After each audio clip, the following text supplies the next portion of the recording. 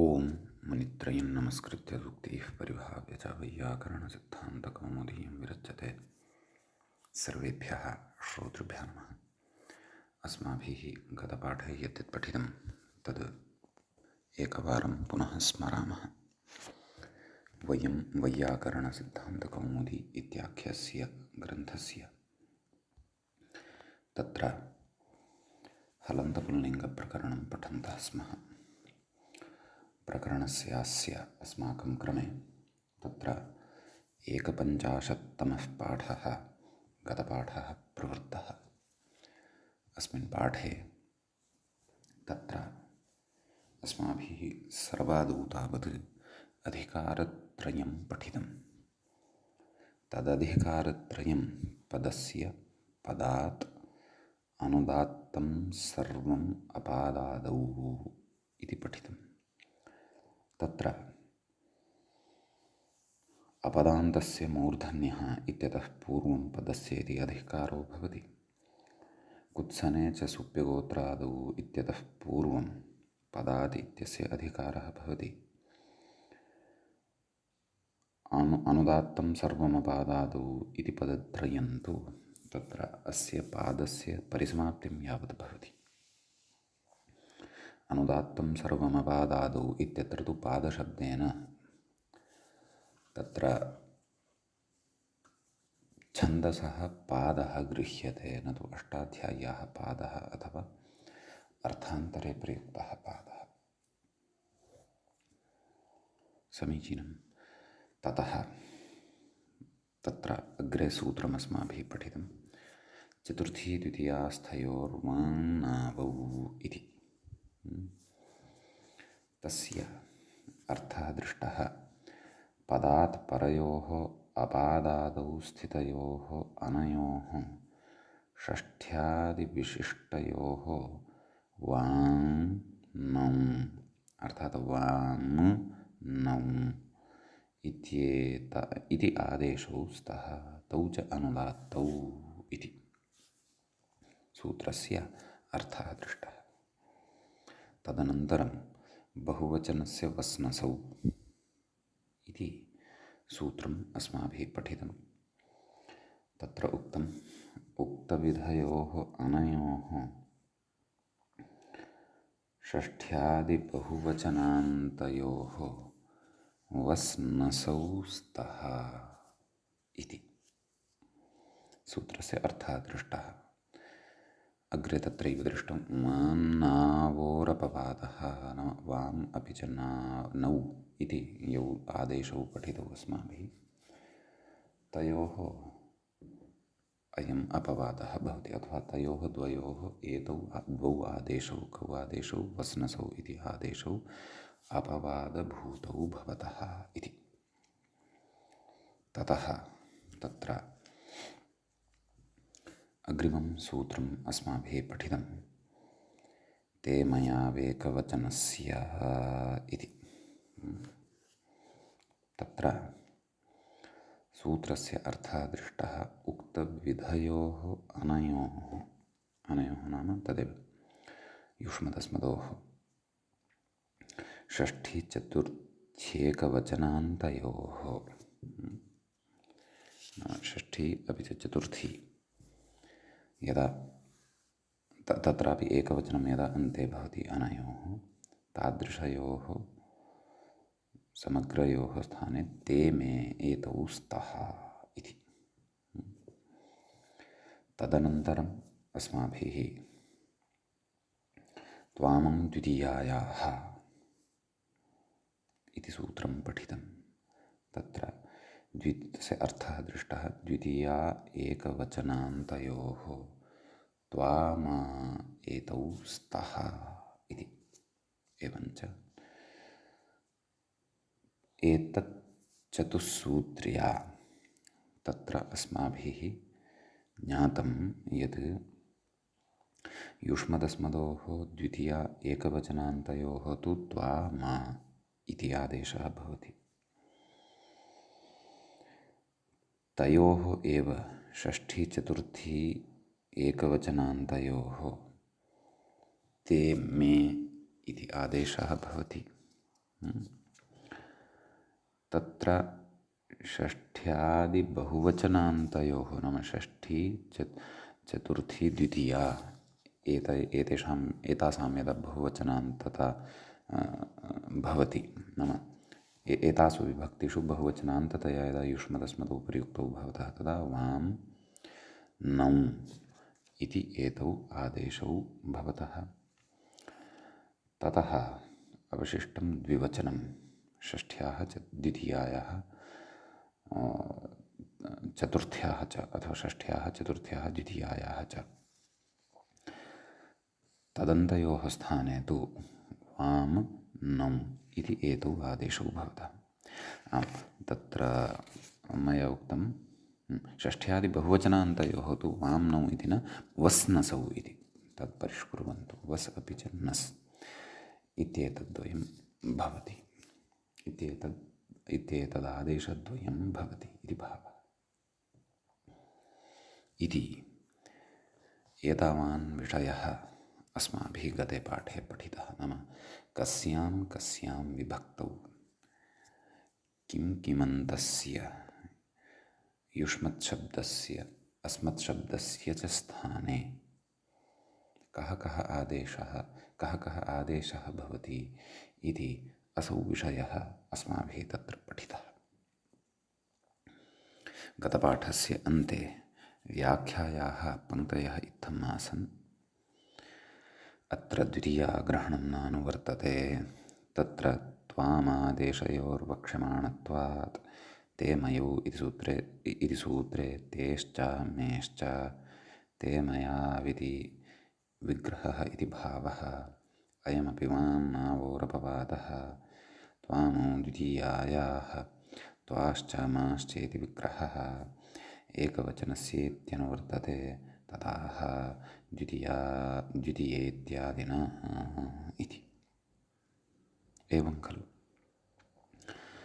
ततः अथ विभक्तिक्रमक्लुप्तद्वितीयात् चतुर्थी षष्ठी क्रमेण एकदविवचनक्रमेण चोदाहरति एवम् इति एतावत्पर्यन्तः भागः अस्माभिः तत्र व्याख्यायाः दृष्टः।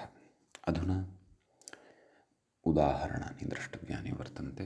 अत्र यथा पादचर्चा अस्ति सर्वत्रापि नाम अपादादौ इत्युच्यते तत्र नाम पादस्य आदौ न स्यात् एते भवेयुः ये केऽपि आदेशाः तत्तद् विभक्त्यन्तस्य युष्मदशब्दस्य स्थाने अथवा तत्तद् विभक्त्यन्तस्य अस्मद्शब्दस्य स्थाने उक्ताः। एवं किल शीश इत्यादि श्लोकद्वयेन नाम शीश इत्यादि श्लोकद्वयेन उदाहरति इति। यद्यपि मूले शीश इत्यादि श्लोकद्वयेन इति नोक्तं वर्तते नाम इत्यादि श्लोकद्वयेन इति नोक्तं वर्तते यद् व्याख्यायां स्थूलाक्षरैः दृश्यते मोतिलाल् बनारसीदास् इति प्रकाशने। तथापि शीशेति इति वा वक्तुं शक्नुमः इति अत्र अवगन्तव्यम्। अस्तु नाम शीश इत्येवं रीत्या श्लोकानाम् आरम्भः क्रियमाणः वर्तते तत्र उदाहरन् वर्तते इति भावः। एवञ्च एतावान् विषयः अस्माभिः गते पाठे श्रुतः पठितः। अधुना तावत् हलन्तपुल्लिङ्गप्रकरणस्यास्य अस्माकं क्रमे तत्र 52तमः पाठः अग्रिमः पाठः भवति आरब्धः। अत्र श्लोकद्वयम् आदौ वयं सामान्यतया पठामः तदनन्तरम् अन्वयमुखेन अस्य कः अर्थः भवति पठितायाः चतुस्सूत्र्याः अत्र क्व किं किम् उदाहरणं भवति इति अपि द्रक्ष्यामः। यद्यपि सूत्राणि अवधानेन यदि श्रुतानि अस्माभिः तेषाम् अर्थः बुद्धौ यदि अस्ति तर्हि कस्य सूत्रस्य उदाहरणं सूत्रे क्व उपस्थितं वर्तते स्थितं वर्तते इति तत्रैव अस्माकं स्पष्टता भविष्यति। भवतु नाम शीशस्त्वा भवतु मापीह दत्तास्ते मेऽपि शर्मसः। स्वामी ते मेऽपि सहरिः पातु स्वामी ते मेऽपि सहरिः पातु वामपि नौ विभुः पातु वामपि नौ विभुः। अनुष्टुप्वृत्ते वर्तते श्लोकः। द्वितीयः श्लोकः। सुखं वान्नौ ददात्वीशः इति एकः पादः। पतिर्वामपि नौः पतिर्वामपि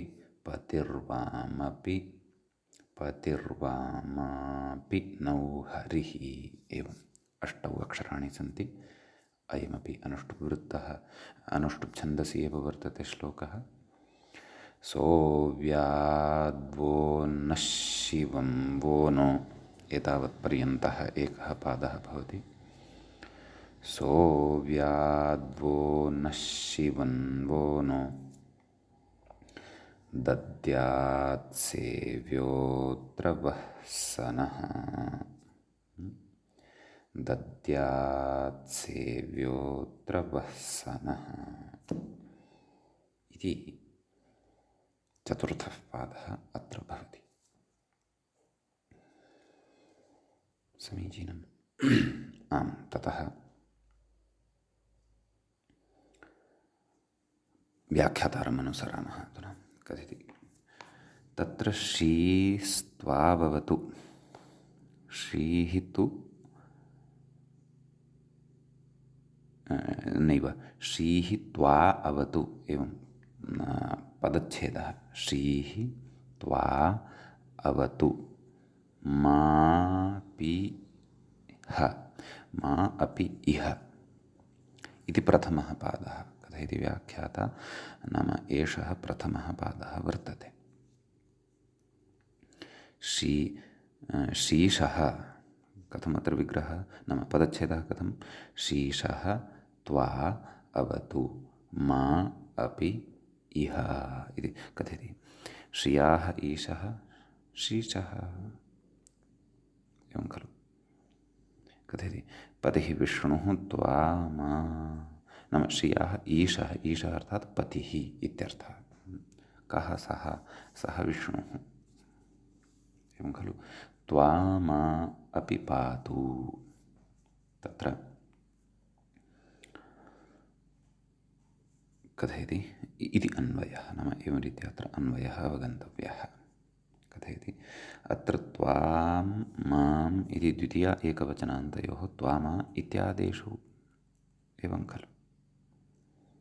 केन सूत्रेण इति चेत् त्वामौ द्वितीयायाः इति पठितं खलु। तस्य अर्थं पुनः अत्र स्मरन्ति चेत् पूर्णतया स्पष्टता भवति। द्वितीयैकवचनान्तयोस्त्वामा एतौ स्तः किञ्च अपादादित्वम् अस्ति एव वनव। पादस्य आदौ इदं नास्ति। अपि च सर्वम् अपादातौ सर्वम् अनुदात्तं सर्वमपादादौ। अस्य अनुदात्तत्वमपि कर्तव्यं, तदपि न च विस्मर्तव्यम् एवं खलु। अतः अत्र एवं रीत्या त्वामौ द्वितीयायाः इत्यस्य अत्र वृद्धिः अवगन्तव्या। विभक्तिक्रमेण कथयन् अस्ति इति उक्तं खलु, तदपि अत्र बुद्धौ स्थापनीयम्। अग्रे द्वितीयः पादः अस्ति। दत्ता ते मेऽपि शर्मसः दत्ता ते मेऽपि शर्मसः इति द्वितीयः पादः एवं खलु। तत्र सः शीशः, नाम अन्वयमुखेन बोधयन् अस्ति। सः शीशः ते मे अपि, अर्थात् तव मम अपि शर्म सुखं दत्ता आदि इत्यन्वयः दत्तादित्यन्वयः ओहो हाँ, दत्तात् दत्तादि इति नास्ति। तथा चेत् त्रिजन्तश्चेत् दाता इति भवति स्म, परन्तु एतत् दत्तात् लो एवं लोटि वर्तते। लोटि अपि आशीर्वादार्थे वर्तते। तुह्योस्तातङ्गाशिष्यन्यतरस्याम् इति पठिष्यते अस्माभिः तिङन्तेषु। अतः तातङ्गन्तं वर्तते, यथा भवतु भवतात्, भवतां भवन्तु तद्वत् दत्तात् इति अन्वयः। तदपि कथयन्नस्ति अग्रे। डुदाय दाने आशिषि लोटि दत्तादिति रूपम्। अग्रे कथयति दद्यादिति क्वचित् पाठः, दद्यात्ते मेऽपि शर्मसः, एवं रीत्यापि अत्र श्रूयते। तथा यदि श्रूयते तर्हि तत्र अस्माभिः तन्नाम तदापि छन्दः रक्षितमेव भवति, छन्दोभङ्गापत्तिर्नास्ति। कथयति अत्र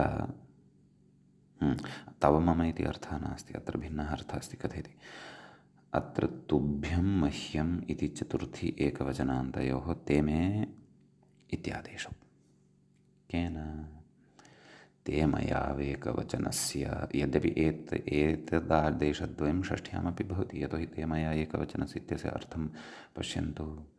उक्तविधयोः अनयोः षष्ठी चतुर्थ्येकवचनान्तयोः, षष्ठी अपि उक्ता चतुर्थी अपि उक्ता, ते मे एतौ स्तः। परन्तु दानार्थे चतुर्थी भवति, नाम दानार्थे गम्यमाने चतुर्थी भवति, यथा विप्रायगां ददाति। अतः सः शीशः तुभ्यं मह्यं च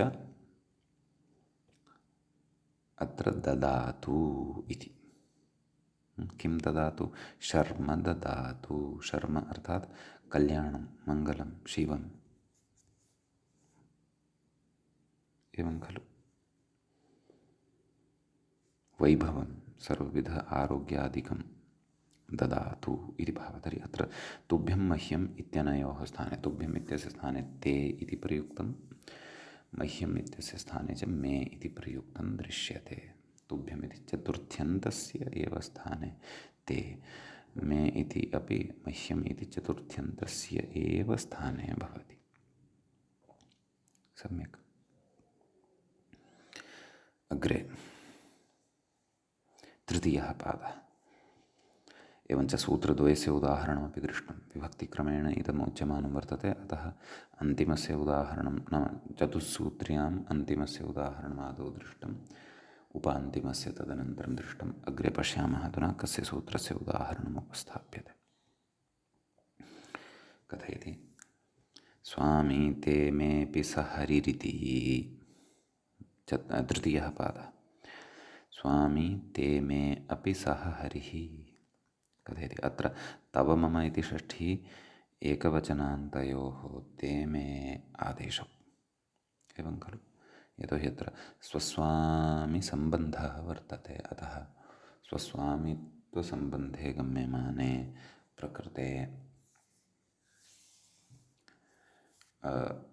एतौ नाम तत्र षष्ठी भवति, सम्बन्धः भवति, सम्बन्धषष्ठी एषा भवति, या च सम्बन्धषष्ठी कारकेषु अस्माभिः पठिष्यते। समीचीनं। कथयति आम्, नाम तव मम इति षष्ठ्येकवचनान्तयोः ते मे इति आदेशौ, नाम ते इति अपि च मे इति इत्येतद्द्वयम् इति आदेशद्वयं तत्र भवति इति भावः। सम्यक्। आम्, केन सूत्रेण भवति इति चेत्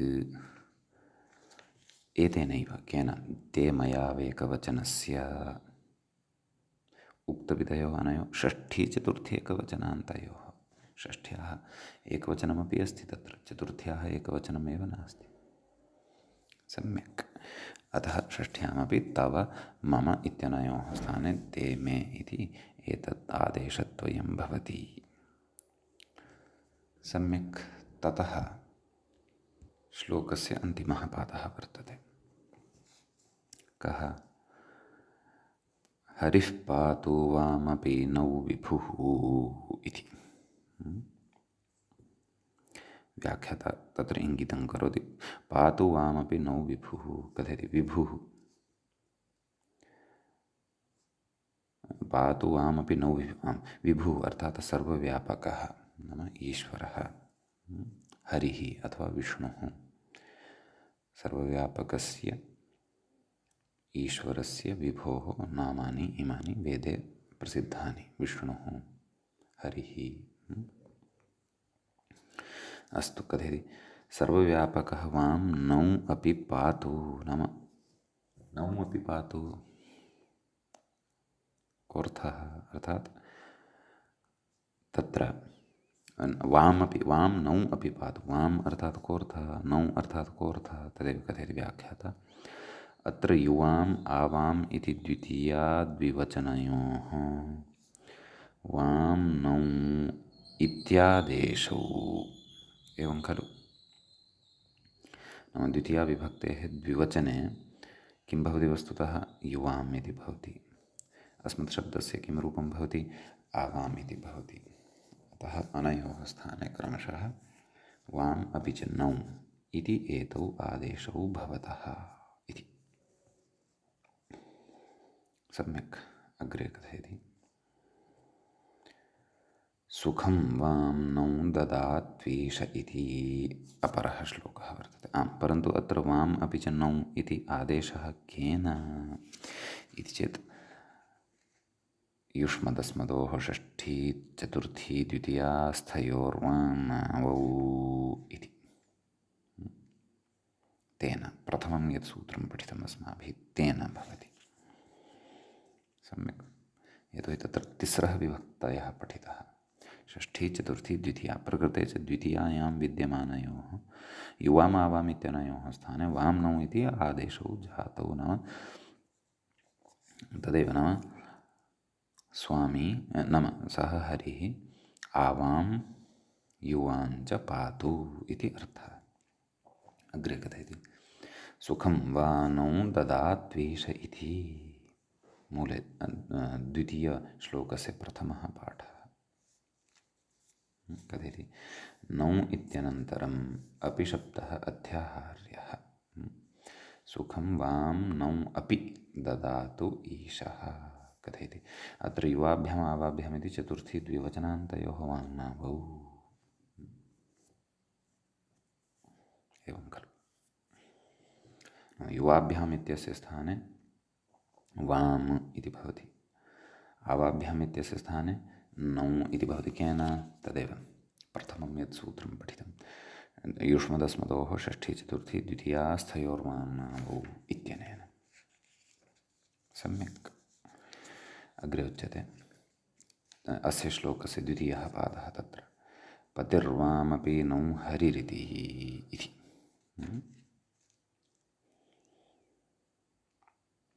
अत्र तदेव कथयति। अत्र युवयोः आवयोः षष्ठी द्विवचनान्तयोः वाङ्नावौ एवं खलु। तृतीयं स्थलम् अस्ति एतत् पश्यन्तु। अतः प्रकृते युवयोः इत्यस्य स्थाने आवयोः इत्यस्य स्थाने अपि वाम् अपि च नौ इति आदेशः जातः वर्तते। अर्थात् युवयोः अपि पतिः आवयोः अपि पतिः। पतिः नाम तदेव स्वामी ईश्वरः एवं खलु। कः? हरिः वर्तते इति तत्र युष्मदस्मदौ षष्ठी चतुर्थी द्वितीयास्थयोर्वाङ्नावौ इत्यत्र क्रमशः उदाहरणानि उक्तवान् एवं खलु। अग्रे सोव्याद्वो इति मूले पश्यन्तु। सोव्याद्वो न शिवं वो नो सोव्याद्वो न शिवं वो नो। एतावत्पर्यन्तः एकः पादः। कथयति सः हरिः वः नः। इदानीम् एकं सूत्रं खलु अवशिष्टं वर्तते तत्र। किं? बहुवचनस्य वस्नसौ इति। परन्तु बहुवचनस्य वस्नसौ इत्यत्रापि इति किमुक्तम् उक्तविधयोः अनयोः षष्ठी बहुवचनान्तयोः इत्यपि स्मर्तव्यम्। षष्ठी बहुवचनान्तस्य एव अयं विषयः। एवं खलु कथयति।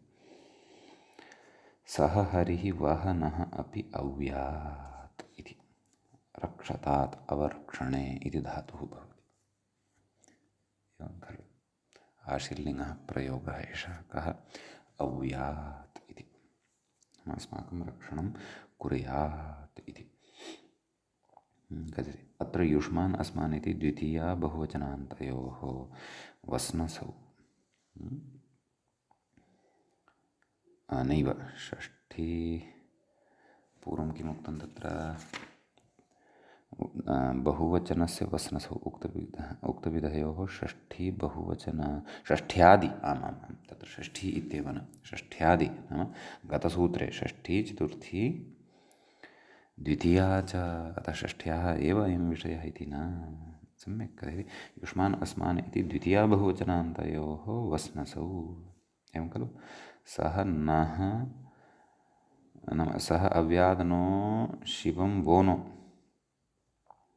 एवं खलु। नाम सः नाम सः शिवः नः अर्थात् युष्मान् सः अव्याद् वो नः शिवं वः नैव नैव नैव नैव शिवमिति अग्रे गतं पादे अपि अत्र विभागः कर्तव्यः सोऽव्याद्वो नः एवं खलु। सः वः नः च अव्यात् इत्येवं रीत्या तत्र अत्रैव पदान्तराणि अध्याहृत्य अर्थः अवगन्तव्यः। सः वः नाम युष्मान् नः नाम अस्मान् अव्यात् अर्थात् रक्षतात् इति भावः। तर्हि एतत्तु द्वितीया विभक्तेः बहुवचनान्तयोः वस्नसौ इति एतौ आदेशौ जातौ केन बहुवचनस्य वस्नसौ इत्यनेन। ततः शिवं वो नो दद्यात् इति अग्रे पश्यन्तु। शिवं वो नो दद्यात् यतोहि अयं विषयः षष्ठी चतुर्थी द्वितीयायाः वर्तते। द्वितीयायास्तु उक्तः चतुर्थ्याः कथयन्नस्ति विभक्तिक्रमम् आश्रित्य।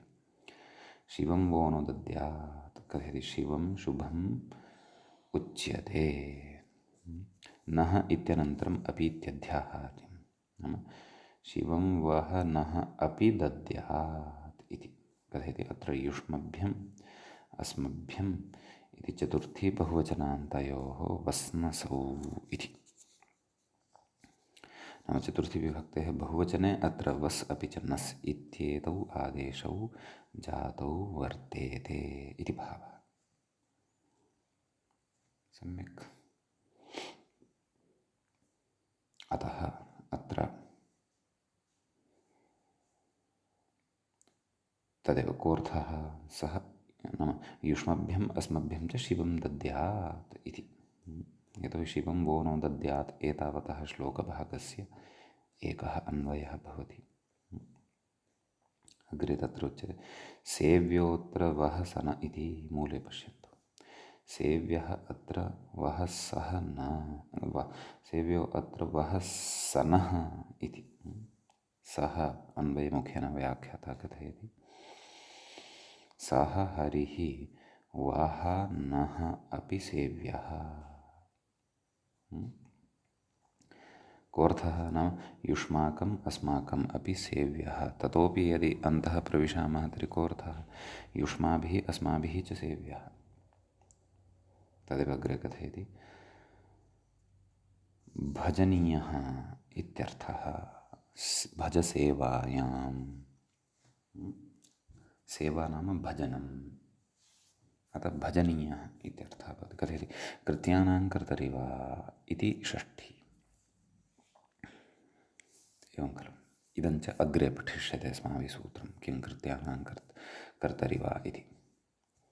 लोके प्रसिद्धं गीतं श्रुतं स्यात् लोकहितं मम करणीयम्। वस्तुतः तत्र अर्थः कः भवति लोकहितं मया करणीयं परन्तु तत्र कर्तरि विकल्पेन षष्ठीविधानं पठिष्यते। अहं तत्र कर्ता अस्मि, अतः तृतीयापि भवति, लोकहितं मया करणीयं परन्तु मम करणीयम् इत्यपि भवति। सम्यक्। तद्विषये च कारकेषु अथवा विभक्त्यर्थेषु अनुपदमेव विस्तरेण ज्ञास्यते। सम्यक् कथयति। अत्र युष्माकम् अस्माकम् इति षष्ठीबहुवचनान्तयोः वसनसौ इत्युक्तम्। अतः षष्ठ्याः निर्वाहं षष्ठीमपि अत्र प्रदर्शितवान्। अतः पश्यन्तु, चतुर्षु स्थलेषु एते आदेशः जातः। सम्यक्। अग्रे इतोपि एकः विषयः अवशिष्टः। नैव उदाहरणानि छन्दोमाध्यमेन सर्वाण्यपि अत्र उक्तान्येव अभूवन्। समीचीनम्। अधुना तावत् तत्र अग्रे अस्माभिः अत्र गन्तव्यं वर्तते। तत्र एवञ्च एकवारं तत्र मनसि पुनरपि अस्माभिः चिन्तनं कर्तव्यं। नाम क्व क्व कः कः आदेशः जातः। यतोहि व्याकरणे सिद्धान्तनिमग्नाः यदा भवामः तदा कदाचित् मया किं पठितम् एतावता अर्जितं किम् इति ततः कदाचित् बुद्धिः अपगच्छति, व्याकरणे एव न सर्वत्र। अतः पश्चात् विहङ्गमावलोकनपूर्वकम् अपि अवश्यम् अस्माभिः नेत्रे निमील्य चिन्तनं कर्तव्यं। मया इदमिदं पठितम्, आसु आसु विभक्तिषु एते आदेशाः पठिताः। सम्यक्। तदर्थं विभक्तिक्रमेणापि सरलतया व्याख्यात्र उक्तं,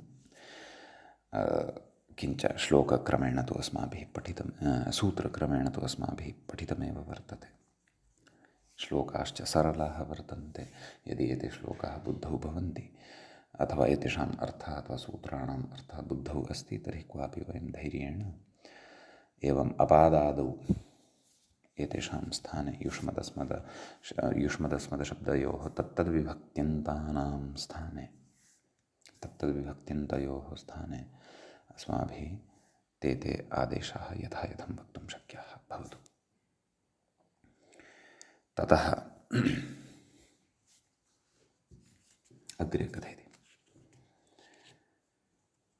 त्वां पातु मां पात्विति इति मूले द्रष्टव्यं किम् आरब्धवान् अस्ति। तत्र कथयति पदात् परयोः किम्।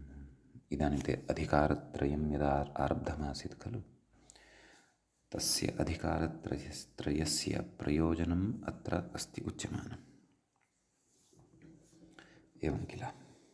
तर्हि तत्र त्वां पातु मां पातु इत्युक्तम्। अतः तत्र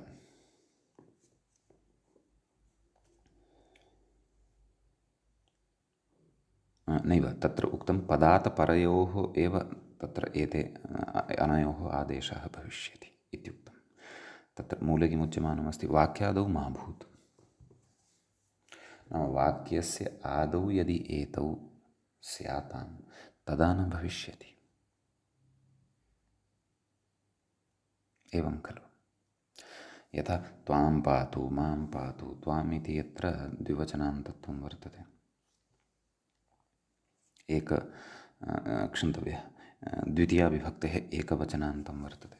मां पातु इति अपि इत्यत्र माम् इत्यपि द्वितीया विभक्तेः एकवचनान्तं वर्तते। परन्तु त्वां पातु इति एकं वाक्यं वर्तते, मां पातु इत्यपि एकं वाक्यं वर्तते। अनयोः वाक्ययोः आरम्भे एव वर्तते किं, त्वां माम् इति। तयोः तु स्थाने अत्र त्वा वा मा वा इति आदेशः भवितुं नार्हति। केन?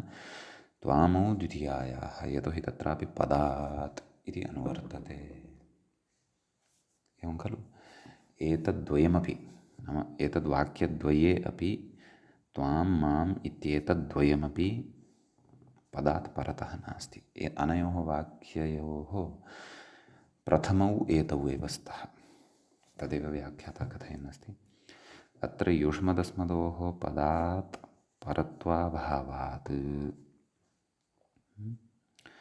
त्वामौ द्वितीयायाः इति न भवति इत्यर्थः।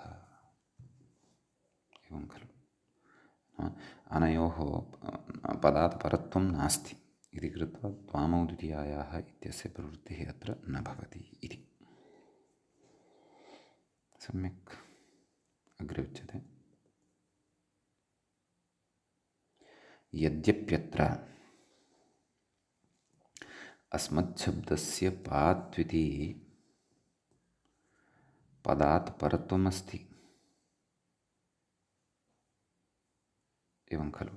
माम् इति प्रायः एकवाक्यत्वमेव स्वीकुर्वन्नस्ति वा इति। त्वां पातु मां पातु इति। नाम अस्मच्छब्दस्य माम् इति यः प्रयुक्तः वर्तते, त्वां पातु मां पातु इति एतावति समुदाये, तत्र पदात् किं कथयति, पातु इति पदात् परत्वम् अस्ति। नाम प्रथमं यत् पातु इति पदं वर्तते लोट् लकारस्य पारक्षणे इति धातोः, तस्मात् परतः माम् इति अस्ति यद्यपि, तथापि भिन्नकालं वाक्यद्वयम् इह विवक्षितम् इत्यदोदशः। नाम अत्र भिन्नकालं पृथक् पृथक् वाक्यद्वयं विवक्षितम्, एकस्मिन्नेव काले वाक्यद्वयं न विवक्षितम्। अर्थात् वस्तुतः त्वां पातु एतदनन्तरम् अर्धविरामस्य स्थाने पूर्णविरामः एव स्थापनीयः, तदा इतोपि स्पष्टता भवति। परन्तु तद् ग्रन्थकर्तुः विवक्षानुसारम् अस्माभिः अवगन्तव्यं, यतोहि अत्र आदेशाः न भवन्ति इति कृत्वा अयं विचारः तेन अत्र आरब्धः वर्तते। दलप्रयोजनम् आरब्धं वर्तते, अथवा पदादिति योऽयमधिकारः कृतः तदधिकारप्रयोजनम् आरब्धं वर्तते। सम्यक् अग्रे कथयति। संवेद्योऽस्मान् अग्रे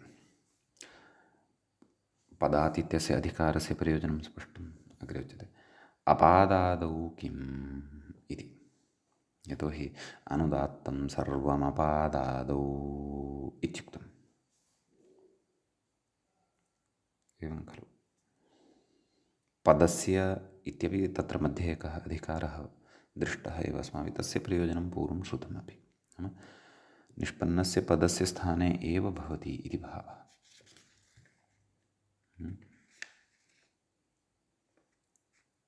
अस्तु, नाम प्रकृतिभूतस्य युष्मदस्मदशब्दस्य स्थाने न भवति, पदत्वम् अनयोः स्यात्। पदत्वं च अनयोः सुबन्तत्वात् तिङन्तत्वात् च भविष्यति। तत्रापि क्वचित् स्वादिषु सर्वनामस्थाने इत्यनेन पदत्वं भवति, परन्तु सर्वत्र तु स्वादिषु सर्वनामस्थाने इति नोपतिष्ठते खलु। द्वितीयायान्नोपतिष्ठते, षष्ठ्यान्नोपतिष्ठते, पञ्चमी एकवचने नोपतिष्ठते, चतुर्थी एकवचने नोपतिष्ठते। अतः तस्य प्रयोजनं तु पूर्वं श्रुतम्। इदानीम् अपादादौ इत्युक्तं तत् कुतः? तत्र कश्चन विमर्शः क्रियमाणः वर्तते। संवेद्योऽस्मान् इति मूले पश्यामः। वेदैरशेषैः संवेद्योऽस्मान् कृष्णः सर्वदावतु इति। वेदैरशेषैः संवेद्यः एतावत्पर्यन्तः एकः पादः। स्मान् तत्र पूर्वरूपं जातमस्ति। स्मान् कृष्णः सर्वदावतु इति द्वितीयः पादः कस्यचित् श्लोकस्य। सम्यक् अत्र तद् व्याख्याता कथयति, अत्र अस्मत् शब्दस्य अथवा अस्मच्छब्दस्य पादादौ स्थितत्वान्नादेशः। नाम वेदैरशेषैः संवेद्यः इति एकः पादः वर्तते अनुष्टुवृत्ते। अष्टाक्षराणि भवन्ति किल, अष्टौ स्वराक्षराणि भवन्ति किल। अस्मान् कृष्णः सर्वदावतौ इति अग्रिमः द्वितीयः पादः अष्टाक्षरापन्नः अष्टाक्षरयुक्तः वा। तत्र अस्मान् इति वर्तते, नाम पूर्वरूपत्वेन अकारः न दृश्यते तत्र, वस्तुतः तत्र अस्ति कः, अस्मान् इति अस्ति। सः पादस्य आदौ वर्तते, एवं खलु। पादस्य आदौ यदि वर्तते तर्हि तत्र तस्य स्थाने आदेशो न भवति, एवं खलु। तत्र नाम अस्मान् इत्येतस्य स्थाने अस्माभिः कः आदेशः पठितः, नः इति आदेशः पठितः खलु, केन, बहुवचनस्य वस्नसौ इति।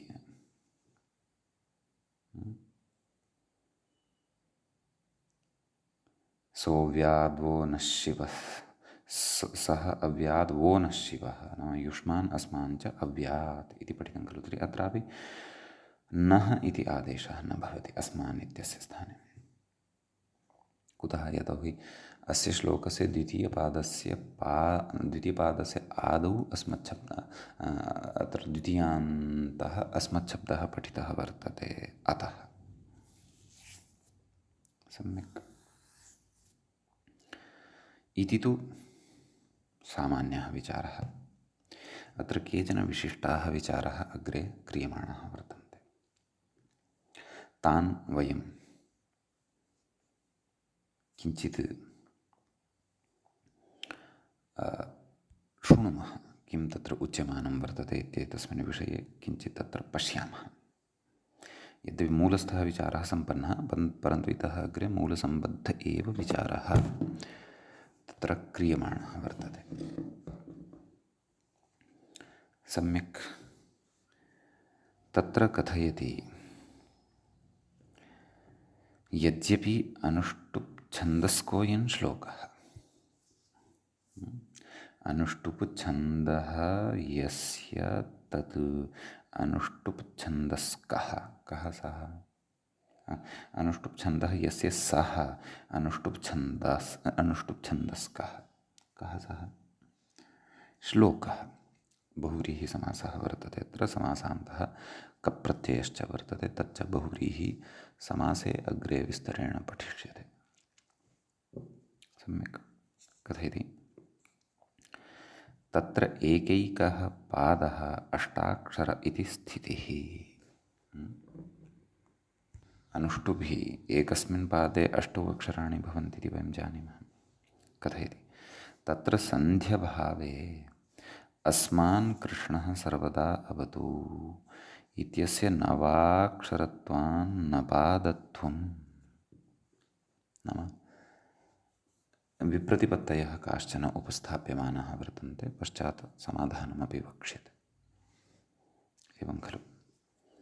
नाम सन्धेः अभावः, नाम तत्र मूले सन्धिः कृता वर्तते खलु, सन्धिः कृतः वर्तते खलु, संवेद्योऽस्मान्, यथा शिवोर्च्यः इत्यत्र पठितम् अस्माभिः, तद्वत्। सम्यक्। यदि नाम सन्धिं न कुर्मः तर्हि अस्मान् कृष्णः सर्वदा अवतु इति एतावतः भागे नवस्वराक्षराणि लभ्यन्ते। सम्यक्। कथयति, इत्यस्य नवाक्षरत्वान् नपादत्वं, नपादत्वं न सम्भवति यदि सन्धिः न क्रियते, परन्तु छन्दस्सु सन्धिर्विधेय एव इति छन्दशास्त्रीयः नियमः, छन्दशास्त्रीयो नियमः।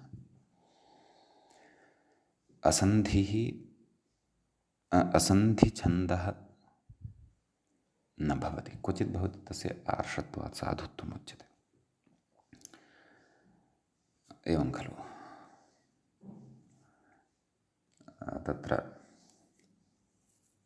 धिक्ताञ्च तञ्च मदनञ्च माञ्च इमाञ्च, एवं किमपि भर्तृहरे श्लोकः आगच्छति।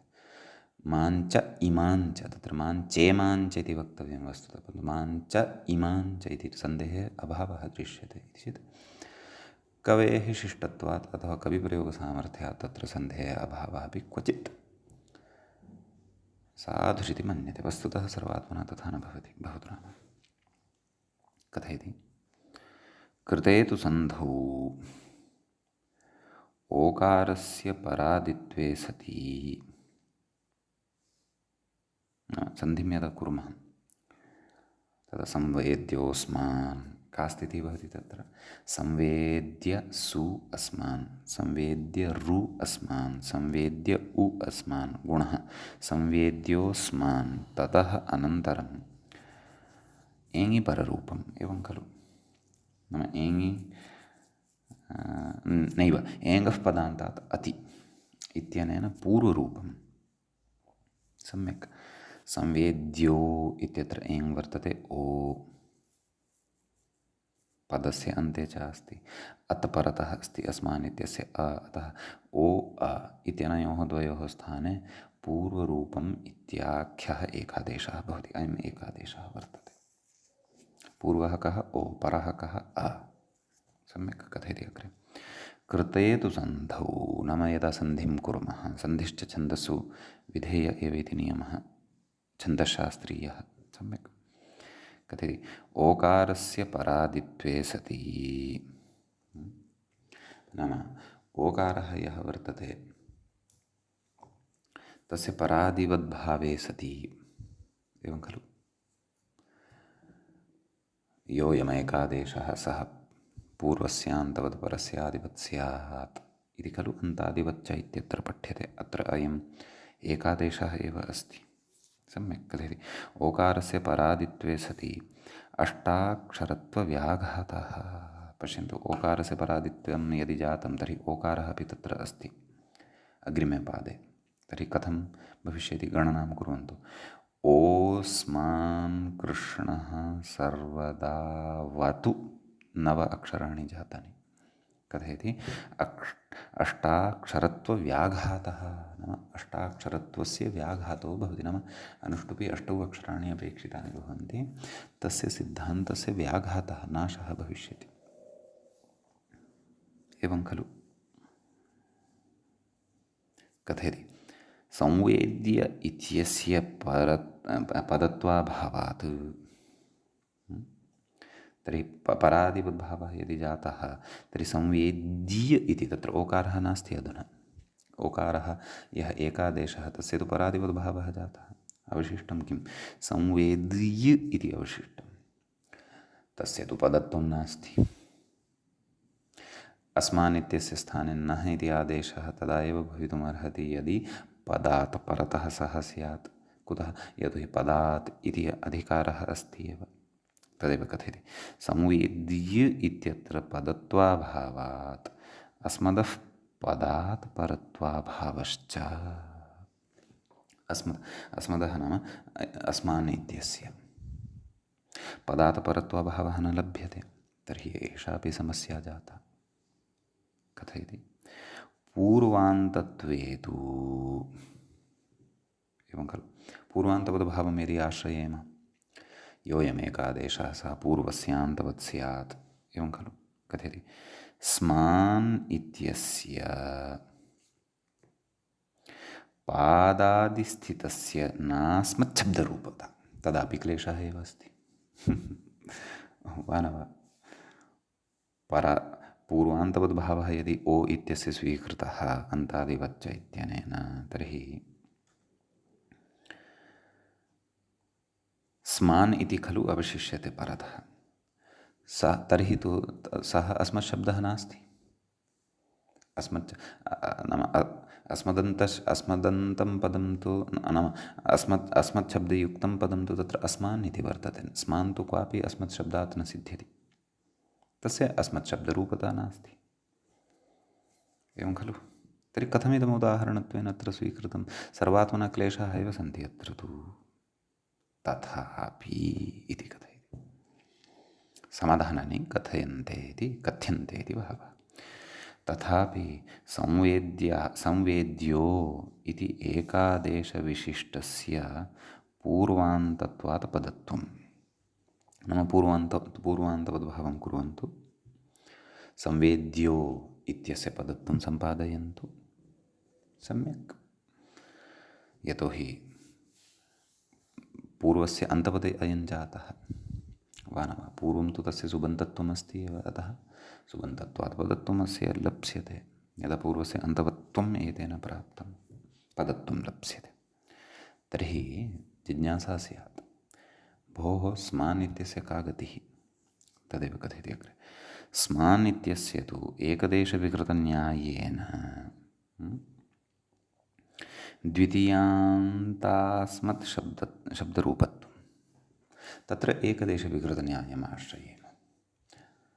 एकदेशविकृतमनन्यवत्, एकदेश एव खलु विकृतः पूर्वान्तवद्भावे सति, अतः अयम् अन्यवत् न भवति,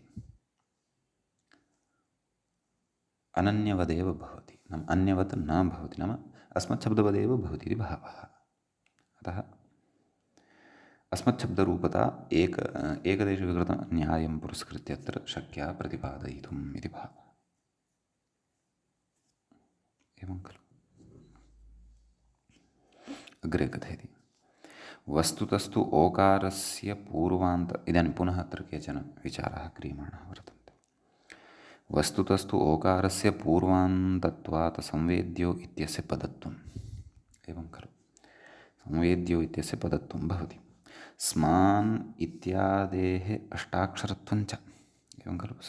स्मान् इत्येवं रीत्या एव यदा परिगणनं क्रियते तदा एव अष्टाक्षरत्वं तत्र लभ्यते। कथयति, परादिवत्वात् अस्मच्छब्दरूपता। नाम अत्र परादिवद्भावं यदा वयम् आश्रयेम तदा अस्मच्छब्दरूपता अत्र लभ्यते। परन्तु परादिवद्भावे सति तत्र दोषः उक्तः खलु, नाम अष्टाक्षरत्वव्याघातो भवति परादित्वे सति, परन्तु अस्मत्शब्दरूपता लभ्यते इति तु अस्ति सम्यक्। तर्हि तत्र उच्यते, उभयत आश्रयणे नान्तादिवत् इति तु नास्ति इति इणधातुः निरूपयिष्यामः। एवं खलु। नाम उभयतः आश्रयणे नान्तादिवत्, नाम तत्र अन्तादिवद्भावो न भवति। नाम एकस्मिन्नेव समये उभयोः आश्रयणं न भवति। पूर्वस्य अन्तवद्भावः अपि एकस्मिन्नेव लक्ष्ये समाने एव स्थले, परस्यादिवद्भावोऽपि समाने एव स्थले इत्येवं न भवति। एवं खलु। कथयति, इति तु नास्ति, नाम इति न भवति। कुतः? तद्विषये अग्रे कथयिष्यते, यदा इणधातुः निरूपयिष्यामः। नाम इणधातोः विवेचनं यदा करिष्यते तिङन्ताधिकारे तत्र वक्ष्यते। परन्तु किमुक्तवान् पश्यन्तु, स्मान् इत्यादेः अष्टाक्षरत्वं भवति कदा? यदा तदेव पूर्वान्तवद्वात् भावात् संवेद्यः इत्यस्य तत्र अस्माभिः नाम अन्तादिवत् इत्यनेन ओ इति यः एकादेशः वर्तते सः संवेद्यो इत्यस्य एव अङ्गभूतः भवति, तस्यैव अवयवः अथवा तस्यैव अन्तवत्वं प्राप्नोति। एवं खलु। तर्हि नाम अत्र अभिप्रायः एषः वर्तते, नाम परादित्वात् च अस्मच्छब्दरूपता इति। नाम तर्हि अत्र परादिवद्भावः न भवितुमर्हति, यतोहि एकस्मिन् समये एकः एव अत्र अतिदेशः भवितुमर्हति, पूर्वान्तवद्भावो वा परादिवद्भावो वा। एवं खलु। तर्हि अत्र एवं न कथनीयं, किं न कथनीयं, पूर्वान्तवद्भावः यदि जातः तर्हि परादिवद्भावो न भवति इति। तत्र कारणद्वयं, यतोहि परादिवद्भावमपि कुर्याम, यद्यपि तत्र उक्तमेव लक्ष्यानुरोधेन भवति, पूर्वमन्तादिवच्च इत्यत्र अस्माभिः पठितं। लक्ष्यानुरोधेन भवति, एकस्मिन्नेव समये च उभयोः प्रवृत्तिर्न भवति। परन्तु अत्र किं कथयन् अस्ति नाम सः नियमः सार्वत्रिकः नास्ति, तदेव उभयता आश्रयणे नान्तादिवत् इति तु नास्ति इति इणधातुः निरूपयिष्यामः।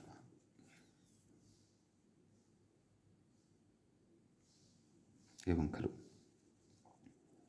तर्हि तथा यदि नास्ति तर्हि परादिपदभावः अत्र प्राप्नोति खलु इति चेत् परादिवद्भावः प्राप्तः यदि तर्हि अष्टाक्षरत्वव्याघातः भवति इति चेत् परादिवद्भावः अत्र न स्वीक्रियते एव। अत्र एकदेशविवृतन्यायम् आश्रित्य लक्ष्यानुरोधेन एकदेशविवृतमनन्यविति न्यायम् आश्रित्य स्मान् इत्यस्य अस्मच्छब्दवत्वं ग्राह्यम्, अस्मच्छब्दरूपता ग्राह्या। नाम अत्र सर्वम् उक्त्वा समाधानादिकम् उक्त्वा बुद्धौ इदं बीजम् उत्पादितवान् यत् उभयथा आश्रयणे नान्तादिवत् इति वस्तुतः अयं नियमः एव नास्ति। तस्य नाम तस्य नित्यत्वं वा अनित्यत्वं वा अथवा सर्वथा सः विषयः एव नास्ति इति इणधातोः पठनसमये निरूपयिष्यते। सद्यः अत्र तु यत् समाधानमस्ति तत् उक्तमेव, एकदेशविवृतन्यायमिति अत्र आश्रीयते। एवं खलु। आम्, परन्तु एतावता इदं नोक्तं वर्तते यत् अन्तादिवच्च नाम परादिवद्भावस्यापि अत्र प्रवृत्तिः नाम उभयथा आश्रयेण नान्तादिवत् इति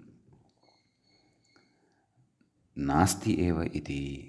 तर्हि नास्ति तर्हि परादिवद्भावोऽपि अत्र अस्ति एव। अस्ति चेत् तर्हि छन्दोभङ्गापत्तिः अस्ति एव किल, वा न वा? अष्टाक्षरत्वव्याघातः वर्तते। व्याघातः अस्ति यदि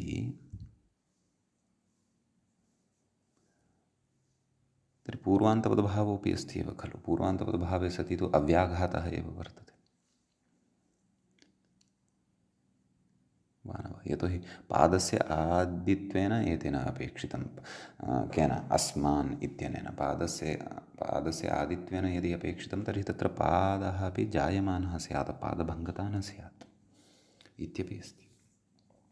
अतः केचन अत्र प्रकारान्तरेण समाधानं कथयन्ति तत् पश्यन्तु।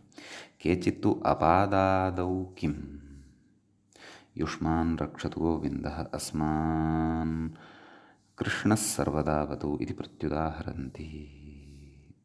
एवं रीत्या अत्र प्रत्युदाहरणं स्वीकुर्वन्ति। एतादृशं विवादयुक्तं श्लोकमेव न स्वीकुर्वन्ति।